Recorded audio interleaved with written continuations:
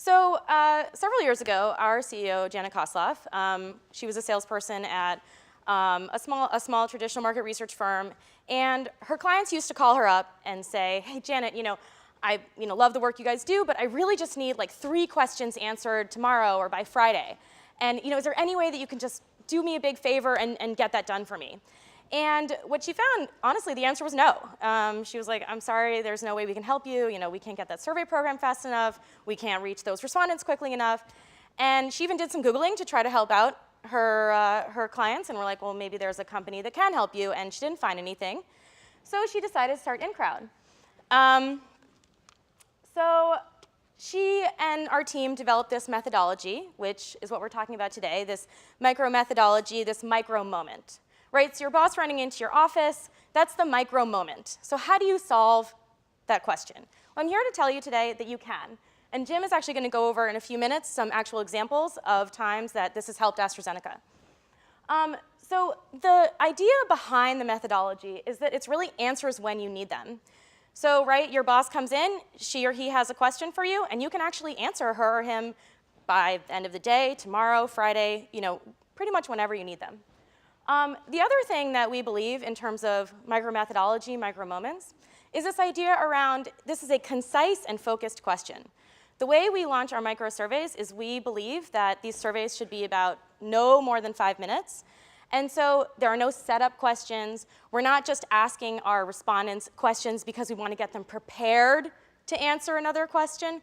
We don't want any of that. We just want concise, focused questions. Only ask the questions that you really need the answers to. Yeah. The other thing that we see in terms of the value that we provide to the respondent, as Jim was talking about, is about 60% of our respondents take their surveys on their phones.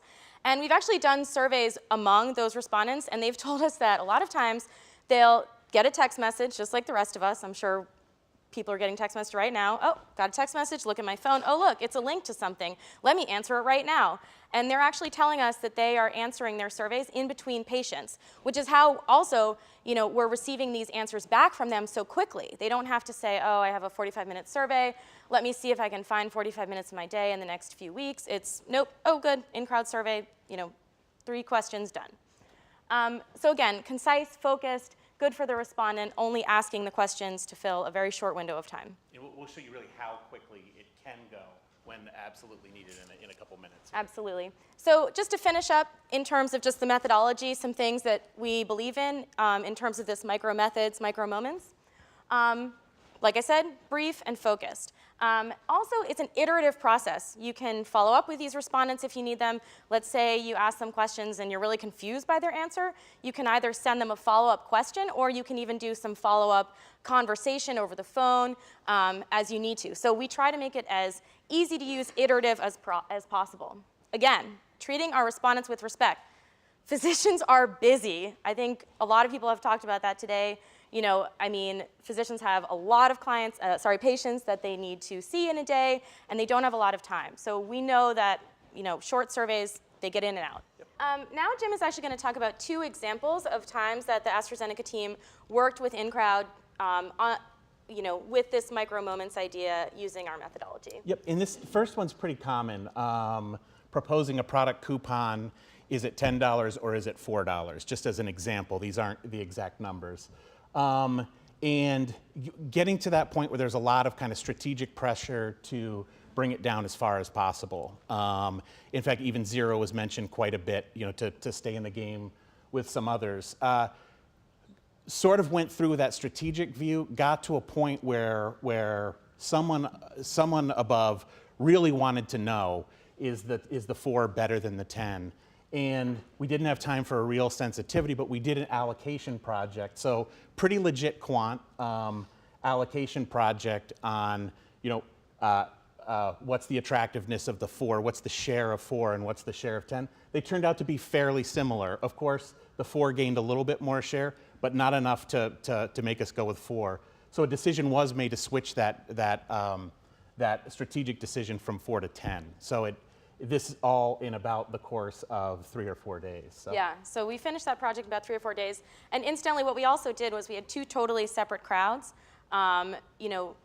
those, Yeah. basically, the crowd is the term that we use to describe basically a panel. And it was really simple to just kind of divide out, make sure that the people who saw the $4 survey didn't see the $10 survey and vice versa. And as Jim said, we allocated and figured out that even though there was a slight uptick for the $4, they were so close that it was worth going with the $10 so that the team didn't lose as much money on the $4 one. And that was really, I mean, to InCrowd's credit too, I think that methodology of let's separate the crowds, my initial idea was let's have them choose between 4 and 10, but I think we know where they would have come up with there, so. All right, so I think this second example is really kind of a perfect example of what I was talking about, right? You know, someone above you or someone on a different team just absolutely needs an answer to a question. So Jim, tell us what happened here. So in this case, this is where I think where we really got the opportunity to test the true speed. This was a situation, we were up in New York at an ad agency around a meeting table about something completely unrelated to this issue.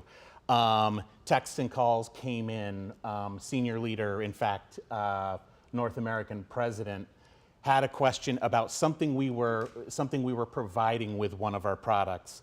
And the question was, seems very valuable to us, seems like a great idea, but are doctors really using it and do they really appreciate it? So this is an example where we actually got on the phone at just before 11:30, had our crowd drafted by 11:33 and full results back, and I think, was this 50 Yeah, physicians, yep, 50 split physicians. between two of our specialty groups by a little after noon. So it was, we didn't even have to tell the whole story to the president. Essentially it was, can you answer this? And we came back with an answer like, yes, X% are actually using this thing. So to him, really, it just looked seamless, like we have all the answers all the time.